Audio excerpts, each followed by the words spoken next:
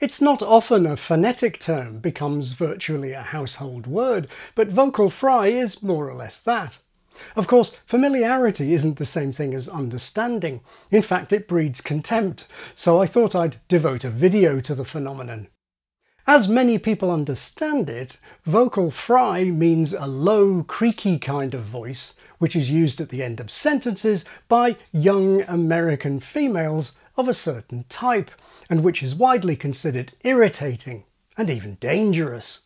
The Kardashians, we get through things and we get through them together. My answer was no. Life is about hardship, Enjoying the fruits of my labor and how you get through them. creating so many memories here. Memories is all that we have at the end of the day. I wish that everybody knew how beautiful and delicious your heart was. Thank you. No, labor, Things together. memories here. Everybody knew End of the day. heart was. Thank you. So let's explore all of that. Vocal fry is indeed a creaky kind of voice. In fact, creaky voice is the technical term preferred in Britain. It's the one I was taught, while vocal fry has been used more in America. The two different names highlight the two main features of the sound. Firstly, and most importantly, creaking sounds have a very low frequency, low enough that you can make out individual creaks. Falsetto, modal, and then fry. Normally, the vocal cords or vocal folds vibrate so fast, often hundreds of times a second, that on video they're just a blur, like the flapping of an insect's wings. But in creaky voice, you can actually make out individual flaps. Secondly, like the sound of food frying, vocal fry is very often irregular. That is, the successive vibrations can be very erratic, unlike the regularity of normal voicing, here slowed down massively by stroboscopy. A really common pattern in creaky voice or vocal fry is semi-regularity, with bigger, longer vibrations alternating with smaller, shorter ones. Next question. Is vocal fry used at the end of sentences? Well, certainly the most common place for it to turn up in English is as the end part, the aftermath, of a falling intonation pattern. That's where it was in all those examples from the Kardashians. And it's not at all hard to find videos with young American women ending practically every sentence in vocal fry. The risks of public Wi-Fi sometimes outweigh the benefits. The director of mobile product marketing for Samsung, talked to us about some of the risks of public Wi-Fi. Sure, so How do you protect yourself around public Wi-Fi? make sure you use it with a VPN. What are some of the reasons we need to still use them? What's an example of a risk that you might incur if you were on public Wi-Fi? The romantic ballet period, where the gender roles of ballet kind of diverged. Technique-wise, they're just very different skill sets. There are just some things due to biology that men can do that females can't athletically. And here is an ad for Airbnb from over a decade ago. I'm staying here for the weekend. I can book from anywhere. Guests and hosts can leave reviews for each other. You can read reviews left by previous guests. Treat myself to something special once in a while. When I'm out of town, I put my place on Airbnb. Weekend, anywhere for each other. Previous guests. Once in a while on Airbnb. In fact, after hearing so much vocal fry, it may be worth reminding ourselves that American women don't have to do this with their falling intonations. Sorry about that. If there's one thing this channel is known for, it's all the clips I show to back up my points. All this research requires access to a lot of stuff, and it's very frustrating when online access is blocked, say because of where we're located, which can easily happen when you're travelling. Turn right onto Calle de las Cuevas del Sol. I was in Spain while I was researching my video on how the word can't is strong, but the word can is weak. At least it is usually, but coming right up is a double exception. Now, while I was there, I was able to carry on my online work and leisure thanks to my VPN, Private Internet Access, who are sponsoring this video. A VPN hides your IP address and safeguards your internet connection through an encrypted tunnel. Private Internet Access is trivially easy to install, and with one click, your true location and identity are private. PIA lets you change your IP address to one in any of 84 countries and all 50 US states. This also gives you important gains in security, because it means your service provider, network administrator, or other authorities can't keep track of the sites you're visiting, the topics you're researching, and the questions you're asking, or sell this data to other parties. You might well ask, as I did, how do I know Private Internet Access isn't doing this itself? Well, they've been independently audited and their no logs policy has been proved repeatedly in court. Like the speech analysis apps that I use, Private Internet Access is open source. I don't have the skills to check the software myself, but it makes me feel better to know that those who can. There you go, 2 strong forms of the word can in a row. How come? Because both are before boundaries.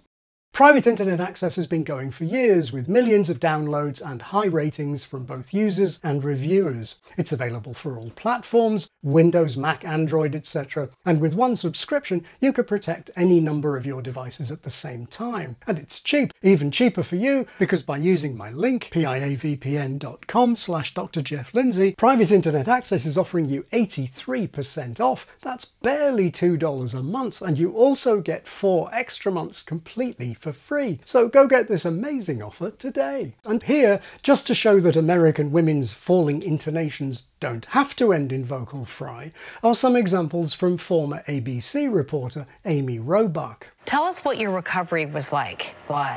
It restores faith in democracy in a weird way. Now stepping up to become heroes. And certainly this is timely, to say the least. And thank you so much for joining us today. And our thanks to Maria Villarreal for that report. Now, does she have less vocal fry there because she's a bit older, in a job with some responsibility? Certainly there are some people who associate vocal fry with the very young and the idle rich. I'd like a large coffee. Room for cream? Totally leave room for cream. Why are you talking like that? Why are you talking like that? I can't help it, this is my voice. Nobody actually talks like this. You choose to talk like this, and today I chose to talk like this. Pretty annoying, isn't it? It's an affectation that annoying teenagers and rich people use to sound like they don't give a shit. Excuse me, some of us would like to order. On YouTube, that scene from the comedy drama series Loudermilk has received countless rapturous comments from people applauding this character for calling out vocal fry, for describing it as not real, an affectation, and used only by teens and Kardashians to signal indifference. Clearly the hate is real enough, but for a scene that appeared as recently as 2017, it's pretty off the mark. If vocal fry signals indifference, why is it okay for warning people about public Wi-Fi and generating enthusiasm for Airbnb? And teenagers and rich people? Here's a reporter, like Amy Robach, for the public radio show Science Friday. I don't think she's trying to tell us that she doesn't give a damn. When I started getting all of these emails and angry tweets about my voice, it got me thinking, what's happening in my throat when I use vocal fry? Let's clarify that. Speech and language pathologist at NYU. She actually takes it a step further. They hated it. Also not signalling indifference is the Boston University professor who was the person being examined in that nase endoscopy video and who provides its narration. The base of the tongue and the epiglottis, the larynx, the vocal folds, the trachea, running speech, breathy voice, vocal impairments, the acoustic measurements, the structure, and the function of the larynx. Those clips, incidentally, nicely demonstrate how vocal fry isn't restricted to the end of sentences. I recently made a video on the rise of hard attack, which means beginning an initial vowel with a glottal stop. In that video, I gave the standard simplistic definition of a glottal stop, namely a brief period in which the vocal folds are held together. In reality, it's almost impossible for the vibrating vocal folds to stop instantaneously. It's more common to transition into a glottal stop via low-frequency vocal fry. Here is hard attack on the word epiglottis. The tongue and the epiglottis. This is the glottal stop, but look at the preceding word, the. In order to make that glottal stop, the vocal folds first slow right down into low-frequency vibrations with a high degree of vocal fold contact. That's creaky voice or vocal fry. The tongue and the epiglottis. And here's the thing I didn't say in my heart attack video. glottal stops in any language can be just a short period of vocal fry, where it's impossible to say that any one of those long vocal fold closures is the glottal stop. But more importantly, I would describe the word importantly here as beginning with hard attack, and I would generally transcribe it with the symbol for a glottal stop. But in physical reality, this glottal stop is a period of vocal fry.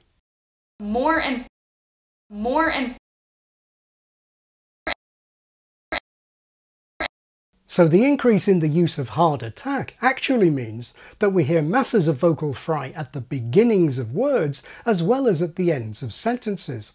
And it's really no surprise that some speakers end up just staying in vocal fry practically all the time. I wanted to experience that for myself, and it was incredibly powerful, and I thought it was super inspiring. And it's amazing, like, what I'm doing, and so many people have told me that, like, I've inspired them, and I wasn't expecting them to react like that. Next question. Is vocal fry just a female thing? No, it's not. I'd rather have a little bit too much development than none at all, like we see in the original. Lines that are more jokey and whatever else it is I do on a regular basis. What is a 3-head cassette player? Better than any 2-head cassette player, but a 2-head will get the job done. Like and subscribe. Thanks for watching. And it's not just used by Americans. Let's get into it. The Wireless Go, unobtrusive connector with your hands the same way. Video, cable, shirt, device, adapter, like so. If you don't wear socks and then walk around all day, you will get blisters. This is not an ordinary day in my life by any stretch of the imagination. China has grown as an international crisis manager in recent years, and that's why it has gotten into the risky business of international bailout lending. I would like to finish when I decide, ideally, so I'm trying to do everything properly. Because I do believe I'm one of the best grass court players in the world. We're like, whatever way you guys want to get here, way to go. Right. You've got maple syrup on your waffle from the get-go. Okay, the thing is, here's what we do with this. Okay, so this is it. The thing is... The last example there shows just how behind the times that scene from Loudermilk was. As far back as 2012, the BBC were making fun of vocal fry as used by a trendy British TV executive. Now, although female vocal fry was a relative novelty in Britain back then, it had already come and gone as a widespread feature of male speech. I was taught that creaky voice was that thing used by RP-speaking men. I know you all right. You're Shere Khan. Precisely. Then you should also know that everyone runs from Shere Khan. Mr. Bond. James Bond. James Bond. Sean Connery was a working-class Scot, and the director of that first Bond film, Dr. No, who tried to teach Connery how to behave like an upper-class Englishman, was Terence Young. I shoot very little film. In fact, I'm a bit stupid because I should shoot more. Very often you need something for your editing afterwards and you haven't got it. And of course, Bond was created by the upper-class Ian Fleming. They're not meant for schoolboys. Schoolboys. The actor chosen to voice Shere Khan was George Sanders. Along with his villainous posh Englishness, the Disney people were no doubt attracted by the appropriateness of his vocal fry for a purring tiger. George Sanders played a lot of purring villains. I have a strong feeling that before the day is out, somebody's going to make use of that rather expressive, though somewhat old-fashioned term, foul play. But RP vocal fry wasn't restricted to murderous types like Shere Khan and James Bond Licensed to Kill. It could be the voice of the BBC. The French cabinet met at 7:30 tonight under the presidency of Monsieur Daladier. The House of Commons today gave a second reading to 2 bills. The creakiest RP male I've heard was the author of the Chronicles of Narnia, C.S. Lewis, who during the Second World War gave radio talks about Christianity. In these talks, I've had to say a good deal about prayer, the whole idea of prayer. God has infinite leisure to spare for each one of us. We've learned how unsympathetic, patronizing, charitable people often are. When Christ died, he died for you individually. As far as I'm aware, nobody complained about any of this. Oh, what about presenting me to the bride? Why are you talking like that? I'm Rebecca's favorite cousin. Nobody actually talks like this. You choose to talk like this, and today I chose to talk like this. Too bad. Pretty annoying, isn't it? There's a bit of malice in your soul toward me, isn't there? It's an affectation. And I think you're behaving splendidly over all this. That annoying teenagers and rich people use to sound like they don't give a shit. You know, you've grown up a bit since I last saw you. And you don't look like a teenager. Oh, well, perhaps you're right. Knock it off. You're rather afraid that somebody might come down and carry you off. That's an excellent question to ask yourself in your actual voice. Pity, just we're getting on so nicely. Toodaloo. Wow. Bond. James Bond. Why are you talking like that? It's an affectation. Pretty annoying, isn't it? And people who dislike teens and Kardashians can add speakers of other languages to their hate list. In English, creaky voice is mainly an aspect of intonation. And in some other languages, like Burmese, it can be an aspect of tone, which is pitch being used to change the meaning of a word. Burmese has 4 tones: low tone, high tone, creaky tone, check tone. For example, ka, ka, ka, ka, ka, ka, ka. Other languages can use vocal fry much more widely. If you really have a serious life-threatening allergy to vocal fry, you should maybe think twice before visiting Finland. Se tieteilijänä aika paljon enemmän noista ja kertoo sitten huomisista pyryistä. Varteenotettava vuorikiipeilijä vaan. Parhaiten toimivista hyvinvointi- ja oikeusvaltioista. Mahdollinen säilytetään, mikä voidaan säilyttää. Ja tällä lailla niin kuin tehdä muutoksia elämässä. Ja vanhaa 1700-luvun sotahistoriaa. Ja testannut avokadoa. Ei jäätyisi umpeen, koska meillä on maapallon ytimessä sellaista varastolämpöä, joka siellä vielä pitäisi paikat sulana sillä lailla aika pitkään. Kuvaus tuosta riistomaa-ajasta oli aika groteski. One thing that all of this strongly suggests is that vocal fry is not a pathology, something likely to damage your daughter's larynx. It's easy to dismiss such ideas when they're in the Daily Mail, but some voice professionals have been happy to warn against vocal fry. Instead of having a nice fluid motion when the vocal folds vibrate, they're vibrating chaotically, and the vocal folds aren't really designed to do that for long periods of time. Anytime you go out of that designed area and you live in the extremes for an extended period of time, theoretically you can have problems. So vocal fry is bad because it's not what the body was designed for. Now, where have we heard that kind of thing before? A lot of that scaremongering was linked to the singing mannerisms of Britney Spears.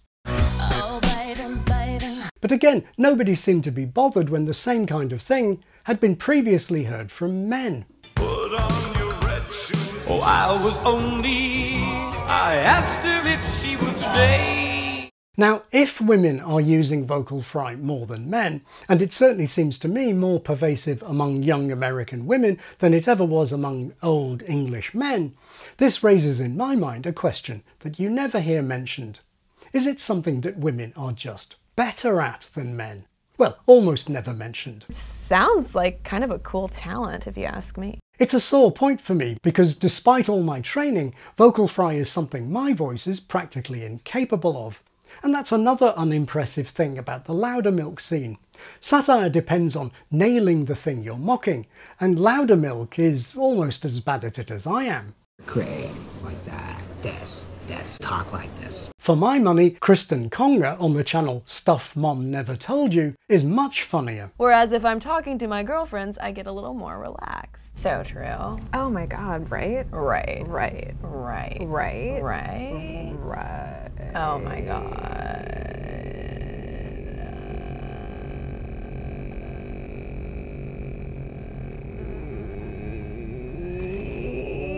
Right. As a guy with vocal fry envy, I was really struck when Eric Singer did an informal experiment to see if viewers reacted differently to male and female vocal fry, when he and Eliza Simpson both read the start of the Gettysburg Address. 70 and 7 years ago. And 7 years ago. Our fathers brought forth on this continent a new nation. A new nation. Conceived in liberty. and dedicated to the proposition that all men are created equal.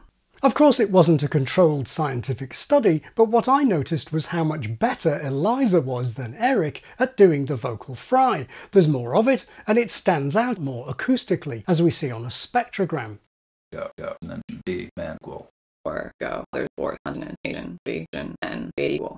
Eliza's kind of vocal fry is acoustically very efficient. It generates a lot of acoustic energy, particularly at high frequencies. Remember that vocal fry typically involves a lot of vocal fold contact, and we could say that the opposite of this is breathy voice, where the vocal folds don't make much contact at all, and which is acoustically relatively inefficient, with less energy in the upper frequency range.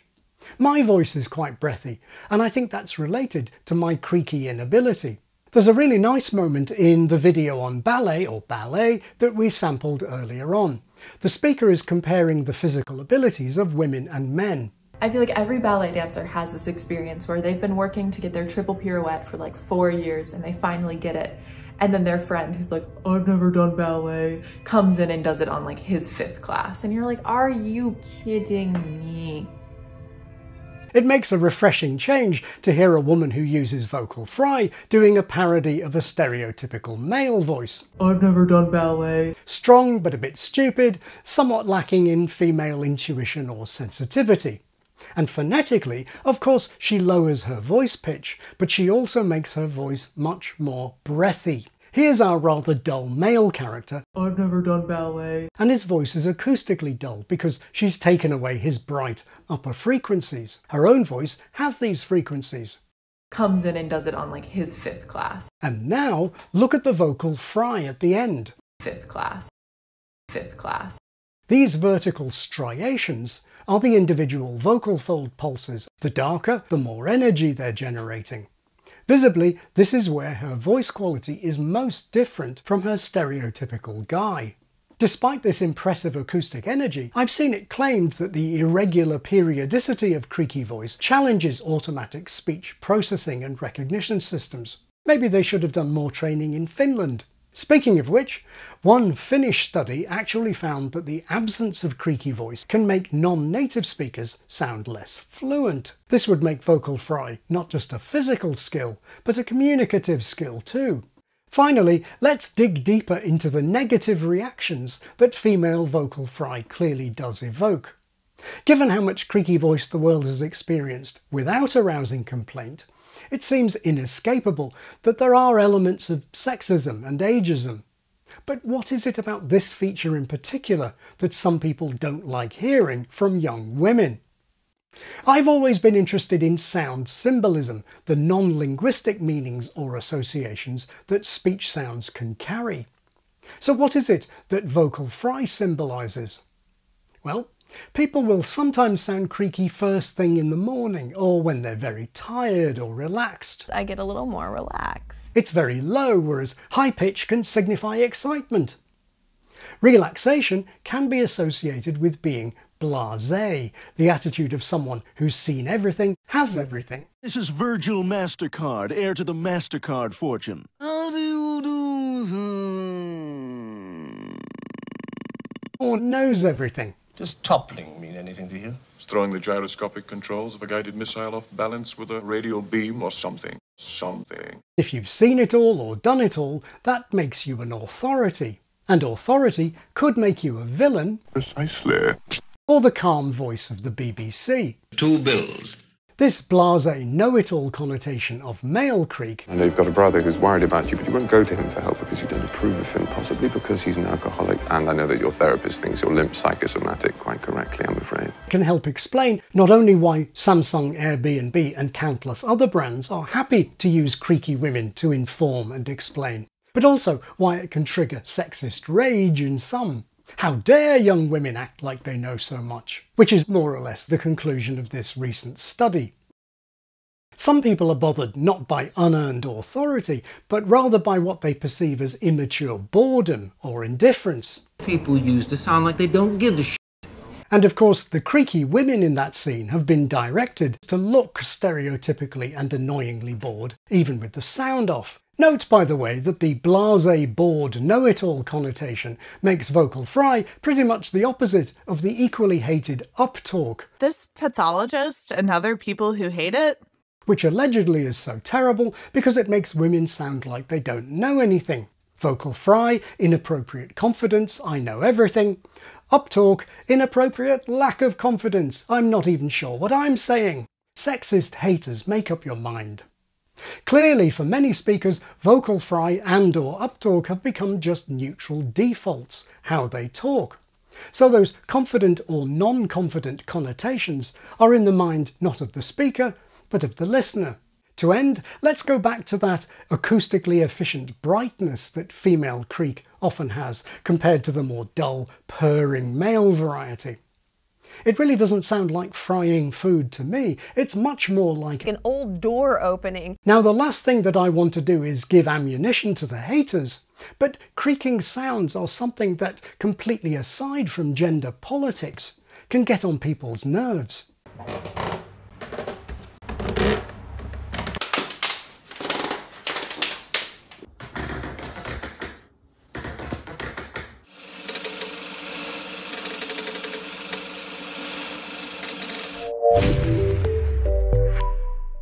So is it any surprise that creaky sounds have long been associated with the horror genre?